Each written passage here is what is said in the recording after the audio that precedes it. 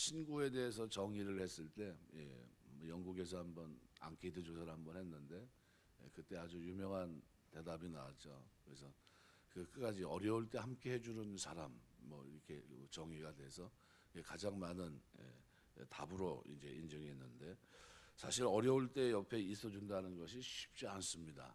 그런데 오늘 본문에 보면 아리스타고가 나오는데요. 이 사람은 바로 그런 사람입니다.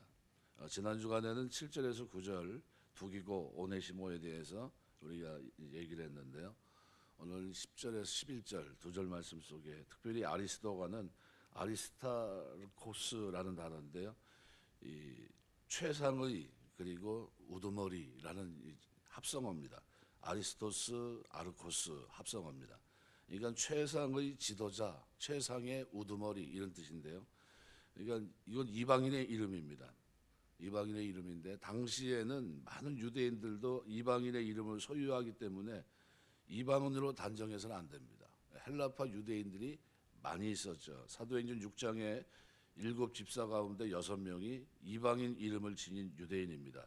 그러니까 쉽게 말하면 헬라파 유대인이었죠. 히브리파 유대인이 아니라 그러니까 헬라 문화권 속에 있다 예수 믿고 하나님 백성이고 또 유대인이지만 그 속에서 자리를 잡았던 사람들이겠죠. 그래서 아리스다고도 이방에 거주하던 헬라파 유대인으로 보는 것이 좋습니다. 바울이 2차 전도 여행 시에 데살로니가에서 바울의 설교를 듣고 회심한 사람이 바로 이 아리스다고인데 예배소에서 폭동이 일어났을 때 가이오와 함께 폭도들에게 잡혀 죽을 뻔했던 경험을 가지고 있는 고난에 함께했던 사람입니다. 그래서 사도행전 말씀에 보면 19장 29절 말씀에 보면 이렇게 온 시내가 요란하여 바울과 같이 다니는 마게도냐 사람 가이오와 아리스도고를 붙들어 일제히 연극장으로 달려 들어가는지라. 이때 아리스도고도 죽을 뻔합니다. 아주 큰 어려움을 곤욕을 치르죠. 이런 장면은 20장 4절에도 나옵니다.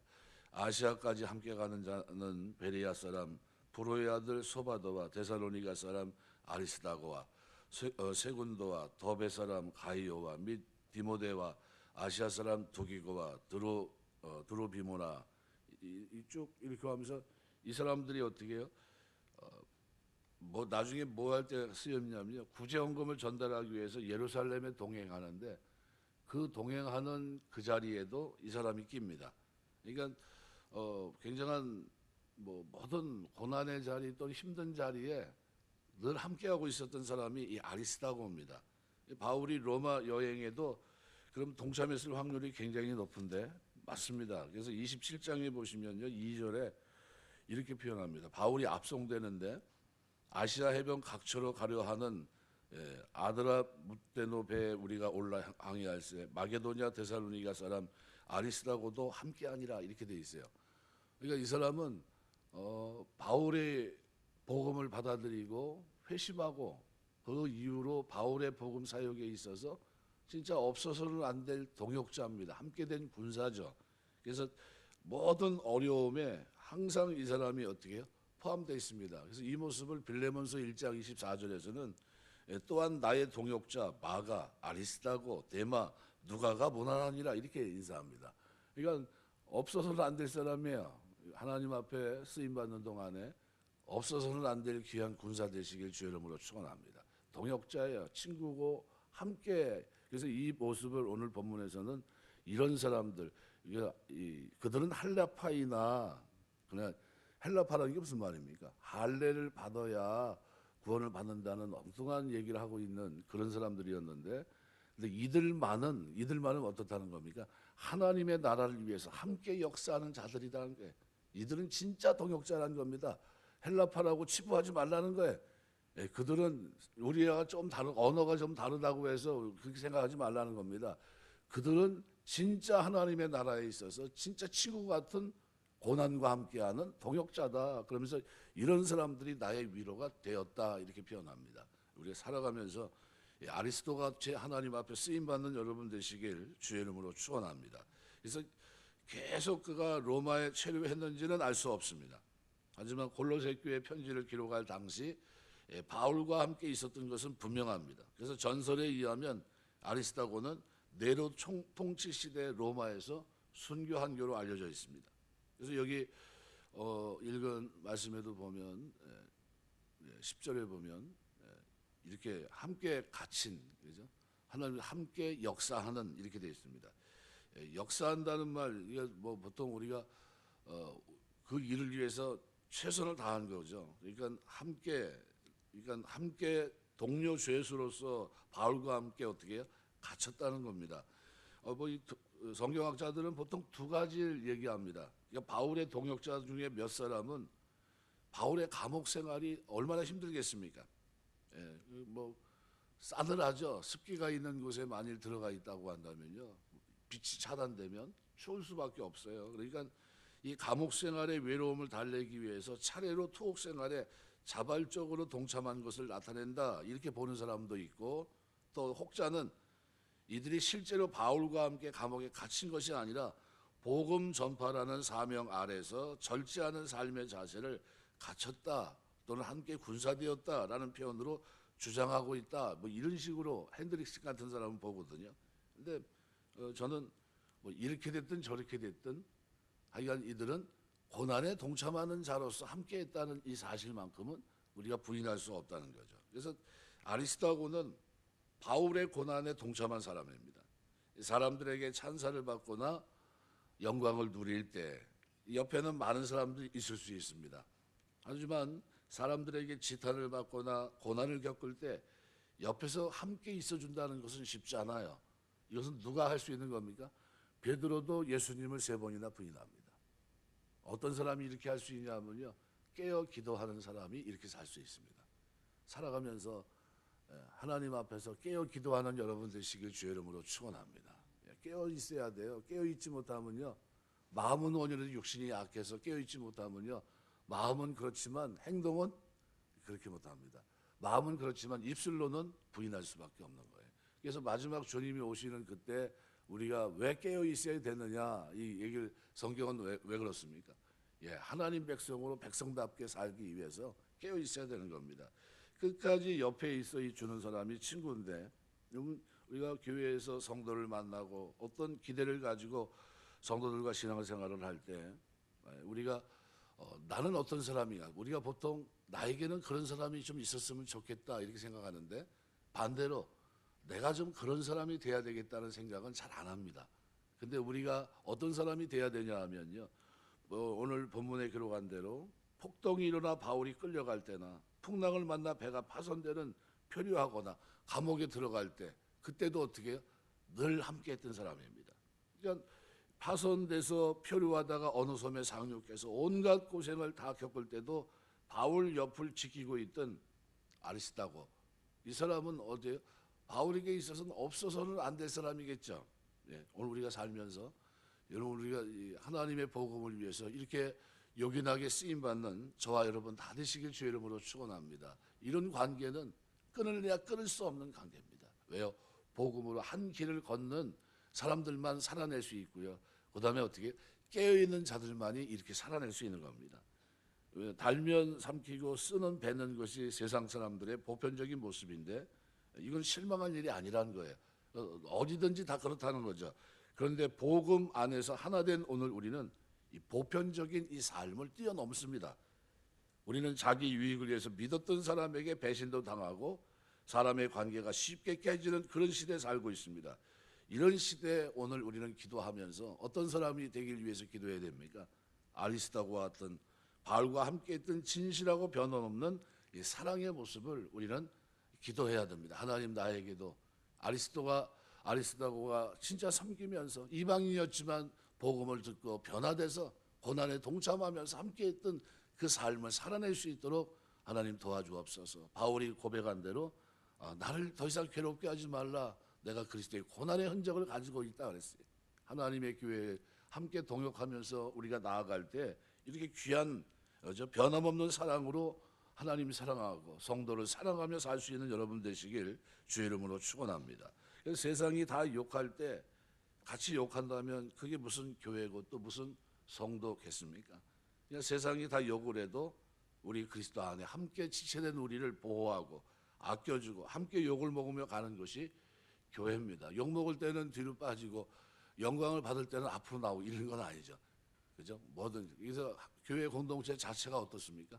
고난 공동체입니다. 십자가 공동체고요. 오직 하나님만 영광 받으시면 되는 겁니다. 하나님만 이 모든 일을 통해 하나님 영광 받으시면 됩니다. 그리고 전진합니다. 어려울 때 함께 있어 힘이 되어주는 사람, 그런 모습이 아리스다고의 모습이에요. 그러니까 오늘 기도하면서 하나님 나에게 주의 사랑으로 충만케 하셔서 어려울 때 또는 좋을 때나 기쁠 때나 슬플 때나 변함없이 세상의 가치가 아니라 하나님의 백성으로 같은 길을 걷고 있는 순례자의 길을 걸으면서 이렇게 고난에도 동참할 수 있는 이런 은혜가 나에게 넘치게 하옵소서 기도하셔야 되고요. 두 번째, 오늘 본문에 기록되어 있는 마가, 이 바나바의 생질 마가는 이 마가에 대해서는 너희가 명을 받았으되 그가 이르거든 영접하라. 초대교회 당시 마가는 명문가 출신입니다. 요즘으로 말하면 진짜 갑이죠. 그러니까 마가가 제일 먼저 나오는 부분은 사도행전 12장입니다. 복음을 전하다가 사내들인에 의해서 옥에 갇힌 베드로가 천사의 도움으로 나오는 사건이 있었는데, 그런데 베드로가 기적적으로 옥에서 나와 제일 먼저 찾아간 곳이 마가의 어머니 마리아의 집입니다. 그러니까 그곳에서 성도들이 모여 베드로의 석방을 위해 교회는 간절히 기도했던 것이죠. 그러니까 베드로가 마리아 집 문을 두드리니까 로데라는 여자아이가 나와서 누구냐고 묻습니다. 로데는 베드로 음성을 듣자 너무 놀라 문도 열지 못하고 기도하는 사람들에게 달려가서 베드로가 왔다고 말합니다. 그래서 베드로는 옥에서 구해달라고 함께 모여 간절히 기도했던 성도들이 여자아이에게 내가 미쳤다 이렇게 말했던 바로 그 집입니다. 무슨 얘기냐면 기도는 하긴 하는데 벌써 틀렸어 하면서 기도했던 거죠. 살아나오는 건 말이 안 돼. 베드로가 지금 문 앞에서 두들겨오고 분명히 내가 들었다고 하니까 너도 미쳤구나. 너 무슨 소리 하는 거, 지금 감옥에 있어야 될 사람이 여기 왜 왔냐, 뭐 이런 얘기입니다. 근데 마가의 집안은 초대교회 처음으로 예수를 믿었던 귀한 가문입니다.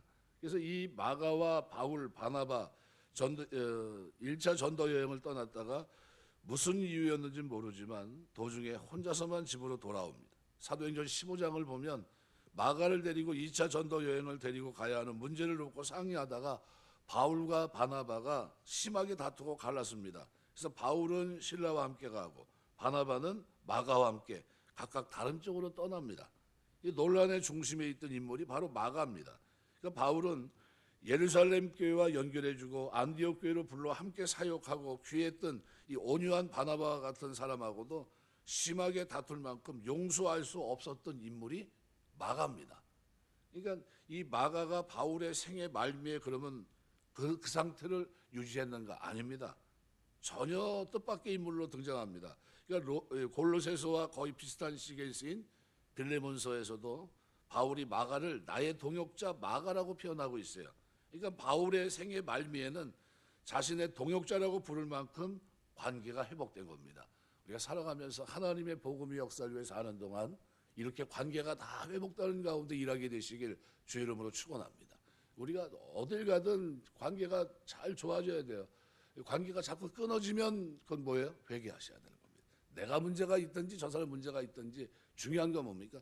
내가 하나님의 복음을 위해 살아가는 동안 하나님 나 때문에 관계가 끊어지는 일은 없도록 하나님 나를 붙잡아 주옵소서 이렇게 기도하셔야 됩니다. 그러니까 이보다 더 늦은 바울의 마지막 생에 쓴 디모데 후서에서는 그가 정말 외롭고 어려운 시대에 썼던 편지거든요. 그때 아들 같은 디모데에게 4장 9절에 보면 너는 속히 내게로 오라 이렇게 편지를 씁니다. 근데 디모데 후서 4장 11절에 이런 표현이 나옵니다. 누가만 나와 함께 있느니라 내가 올 때 마가를 데리고 오라 그가 나의 일에 유익하니라 이렇게 돼 있어요. 어떤 사람이 된 겁니까? 바울의 사역에 진짜 유익한 사람으로 마가가 등장합니다. 우리 너무나 아름다운 모습이죠. 우리가 연약한 인생들이기 때문에 서로 상처를 주고 상처를 받기도 합니다. 자꾸 잊어먹어야 돼요. 근데 우리는 다른 사람에게 좋은 모습만 보여줄 수가 없는 연약한 모습입니다. 누구나 다 똑같습니다. 나약하고 한계가 있고, 그죠? 이런 모습이에요. 그러나 중요한 거는 회복입니다. 그런다 할지라도 회복하고 다시 출발할 수 있어야 됩니다. 잠시 실망하고 아플 수는 있어도 그게 끝까지 가서는 안 돼요. 끝까지. 예수 믿는 사람은 천국에서 만날 사람들인데 이거 여기서 안 풀리면 거기서도 계속 싸울 겁니까? 거기서도 얼굴 붉히겠습니까? 거기서도 보면 얼굴을 피하고 도망가겠습니까? 그러면 안 되거든요. 그럼 어떻게 해야 됩니까? 여기서 풀어야 돼요. 여기서 풀려야 되고 여기서 관계가 회복돼야 됩니다. 그런 은혜가 있게 되시길 주의 이름으로 축원합니다. 그래서 언제든지 회복되고 다시 출발할 수 있어야 돼요. 회복하고 연합하면 나중에는 그는 나의 동역자, 나의 일에 유익하니라, 그는 나의 동역자다, 이렇게 말할 수 있습니다. 이것이 교회입니다. 그래서 교회는 과거의 실패 안에 사람을 묶어놓지 않고 언제든지 관계를 회복하고 함께 용서하고 하나 되고 더불어 그 길을 그거는 것입니다. 그래서 지난주에 생각한 거와 생각한다면 두기고 같이 어디든지 대신 보내서라도 안심이 되고 신뢰할 만한 사람도 있고요. 오네시모처럼 살아있는 변화를 경험하고 산 모델이 될 수 있는 종이지만 마치 그 신복이지만 그러나 이제는 동역자로 생각하며 대우할 수 있는 사람도 있고요. 아리스토거처럼 고난받는 지체 옆에서 신실하게 변함없이 힘이 되어주는 그런 사람도 있고요. 마가처럼 변화를 경험한 사람들을 용서하고 서로 진심으로 다해 더불어 살아가야 된다는 이런 모습도 우리에게 있어야 된다는 거죠. 다양합니다. 한 사람이 다 할 수 있을까요? 그러지 못할 겁니다. 각자의 특징이 있어요. 그래서 다 이해하시고 격려하면서 우리는 함께 부르심 받은 하나님의 종들이다, 이렇게 생각하시고요. 오늘 본문에 두 사람만 잠깐 생각을 했는데요. 살아가면서 오늘 기록한 그 말씀 그대로 아리스다고 그리고 마가와 같이 하나님의 영광을 위해서 귀하게 쓰임받는 저와 여러분, 고난 속에서도 진정한 친구로 하나님의 영광을 위해 달려갈 수 있는 귀한 값진 그 아름다운 모습이 저와 여러분의 신앙생활 속에, 믿음 생활 속에 있게 되시길 주의 이름으로 축원합니다. 기도하겠습니다.